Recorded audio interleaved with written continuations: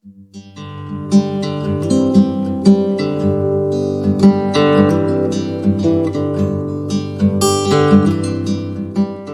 have this one, You're My Sunshine, and Naging Initeration. We also have this one. I'm kind of feel like karmic connection with regards to this one. We also have this, Really Forgive the Noise, and we have Peace in Reverse.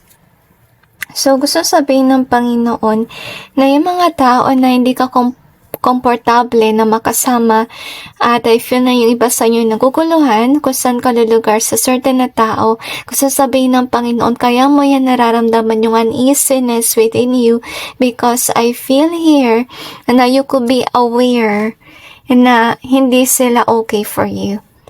Okay, and remember that you're more comfortable with people na naayon sa'yo, to be honest, okay, and I feel na yung gusto sabihin ng Panginoon na huwag mong pagpilitan yung sarili mo sa tao na hindi naman nag-resonate sa'yo kasi mangyari lang yan, magka-clash kayong dalawa.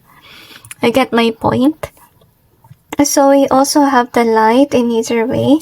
And we also got this. So, kaya pala, uneasy yung pakiramdam nyo, guys. Kasi baka yung taong yun ay ahas. Or pwede rin yung kanyang intention is magnakaw sa inyo or gamitin ka. Basta meron siyang ill intent towards you. And whomever this is na hindi ka comfortable about, this is somebody na siguro yung nagpapanggap na mabuti kahit na hindi naman siya mabuti. Kaya, naging in easier way ito.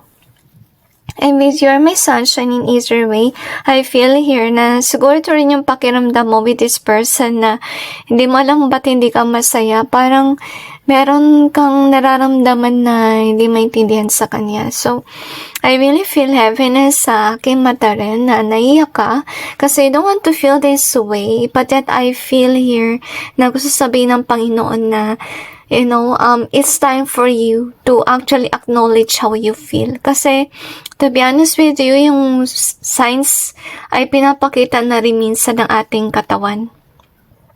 That's what you need to learn to, na makiramdam sa iyong sarili. Okay, so anyway, that's it guys. And God bless all of you and Happy New Year.